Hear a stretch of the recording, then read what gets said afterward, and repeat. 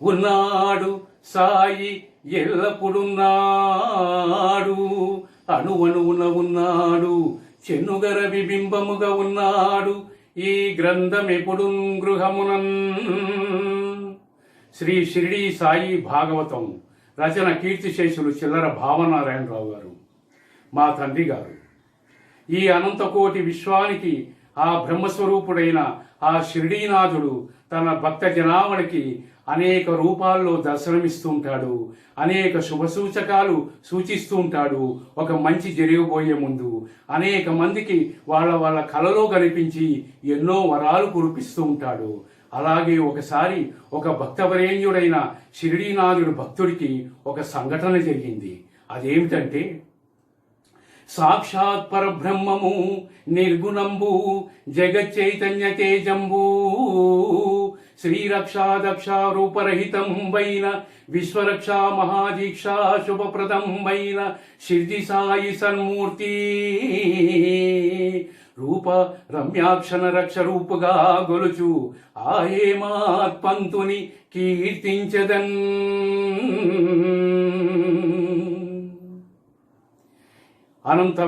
అనంతకోటి ఈ యొక్క ప్రపంచానికి నిర్గుణ తత్వము, అఖిల బ్రహ్మాండ స్వరూపము, జగ చైతన్యాన్ని కూర్చే ఆ షిరిడీనాథుణ్ణి ఎప్పుడూ నిరంతరము తన మనసులో ధ్యానించి పూజించే ఆ ఒక్క భక్తవరేణ్యుడైన ఆ ఒక్క హేమాత్మంతుని ఈ రోజు నేను కీర్తిస్తున్నాను.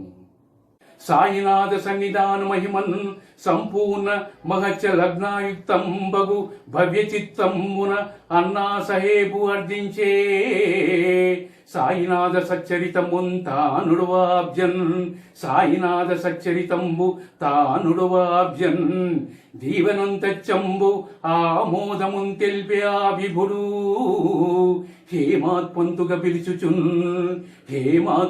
పిలుచుచున్.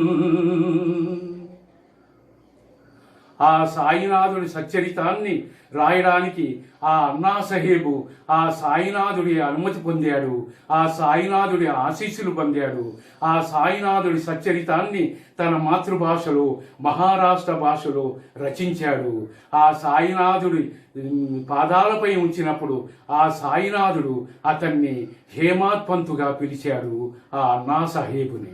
సాయినాథ సచ్చరితంబును శాశ్వత దీపము నిల్పునట్టి సుశ్రేయుడు సాయినాథ సచ్చరితంబును శాశ్వత దీపము నిల్పునట్టి సుశ్రేయుడు నాడు తద్విముల సేముషి అక్షర పూజ సల్పి నాడు తద్విముల సేముషి అక్షర పూజ సల్పి ఆ శ్రీనాథుని కొల్చు నేర్పు సజ్జేయముతోడ ఆ మహిత దీయత వేడద ఎల్ల వేళలన్. ఆ షిరిడీనాథుడి ఆ సాయినాథుడి సచ్చరితాన్ని తన చేత్తో వ్రాసే భాగ్యానికి నోచుకున్నాడు ఆ హేమాత్పంతు. తన మాతృభాషలో రాసుకున్నాడు. ఈనాడు ప్రతి ఇంట ప్రతిరోజు ప్రతి గురువారము ఆ సాయి సచ్చరిత కథా పారాయణాన్ని ఇంటింటా చేసి జాతి మత కుల భేదాలకు అతీతంగా అందరినీ ఒకటిగా చేస్తున్న ఆ సాయి సచ్చరిత రాసే భాగ్యం ఆ ఒక్క హేమాత్పంతు కలిగింది. ఆ హేమాత్పంతుని ఇంటింటా నేడు తలుచుకోని వారు లేరు, సాయినాథుడి ఆశీస్సులు పొందని వారు లేరు. అటువంటి మహాభాగ్యాన్ని పొందాడు ఆ హేమాత్పంతు. హేమాత్పంతుకు స్వప్న దృశ్యమున సాయినాథుడు కనిపించి హేమాత్పంతుకు స్వప్న దృశ్యమున సాయినాథుడు కనిపించి ఓయి రేపు మీ ఇంట భుజింపగా నేను ఏ తెంచదనన్నా ఎంతటి అదృష్టవంతుడను నేను నీవై కోరి వచ్చెదవు ఈ దామంబు పవిత్రమయ్యే తత్పాదముల్ వ్రాలుచో.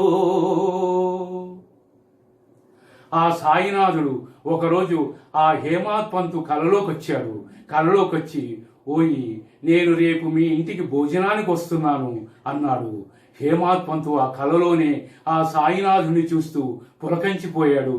పులకరించి, నీవై కోరి మా ఇంటికి వస్తా ఉన్నప్పుడు ఈ యొక్క నా ఇల్లు పవిత్ర పావనమైపోతుంది స్వామి, స్వామి నా జన్మ తరించిపోయింది స్వామి అంటూ పులకంచిపోయాడు.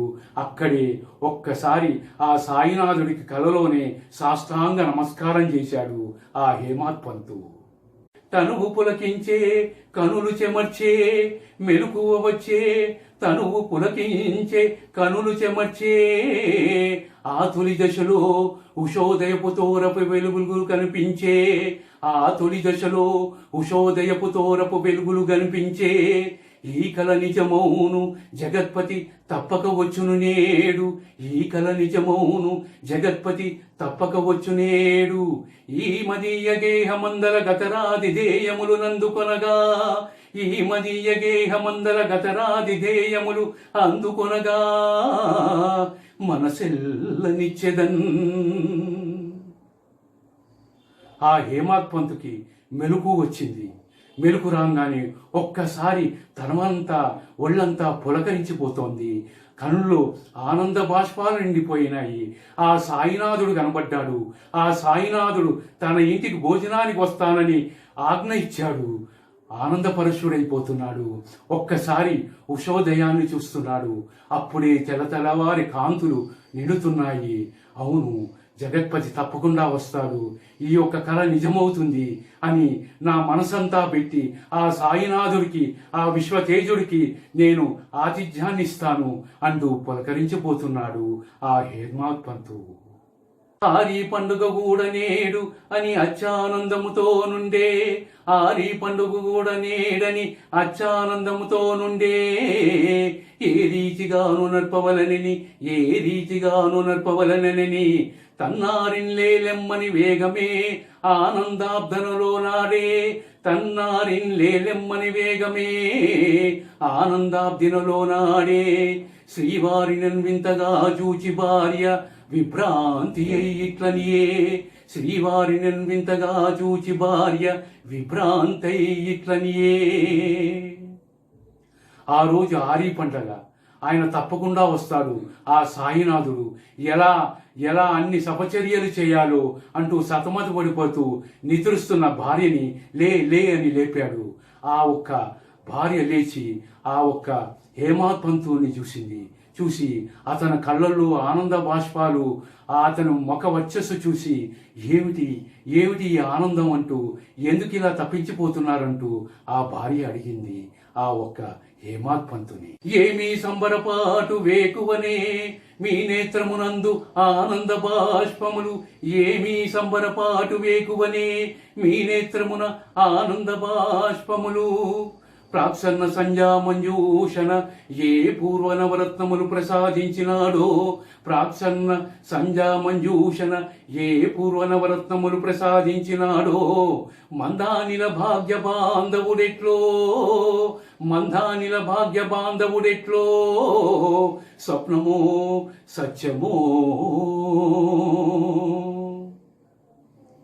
ఆ భార్య ఆ ఒక్క భర్తని చూసి ఇలా అనింది, ఏమిటి ఈ యొక్క సంబరము, ఏమిటి మీ కళ్ళలో ఈ ఆనంద బాష్పాలు, ఏమిటి ఆ ఒక్క ప్రకృతి స్వరూపుడైన సూర్యనారాయణుడు నవరత్నాలు మీకు ఇచ్చాడా, ఏమిటి ఈ సంబరపాటు, ఎందుకు ఇలా పులకించిపోతున్నారు అని ఆ భార్య ఆ భర్తను అడిగింది. ధర్మపత్నిని చూసి అవును నీవన్నట్లు స్వప్నమున వచ్చెను మన భాగ్య బంధువు, స్వప్నమున వచ్చెను మన భాగ్య బంధువు, మృదు సూక్తుల ముత్యాలు పోసెను, మృదు సూక్తుల ముత్యాలు పోసెను, స్వర్ణారుణ రాగరంజిత ఉషోదయ సీమాంతరాన పావన చిద్బృహు, స్వర్ణారుణ రాగరంజిత ఉషోదయ సీమాంతరాన పావన చిద్బృహు, మూర్తిమంతమైనపై నా పూర్వ పుణ్యమునన్, మూర్తిమంతమైనపై నా పూర్వ పుణ్యమునన్. ఆ భార్య అడిగేటప్పటికీ హేమాద్ పంతు పులకించిపోతూ, అవును, నీవన్నట్లుగా మన భాగ్యబంధువు నా కలలోకి వచ్చాడు. నా కలలోకి వచ్చి తన మాటలు ముచ్చారు పోశాడు నా ముందు. తాను భోజనానికి వస్తానని, మన ఇల్లు పావనం చేస్తానని అన్నాడు.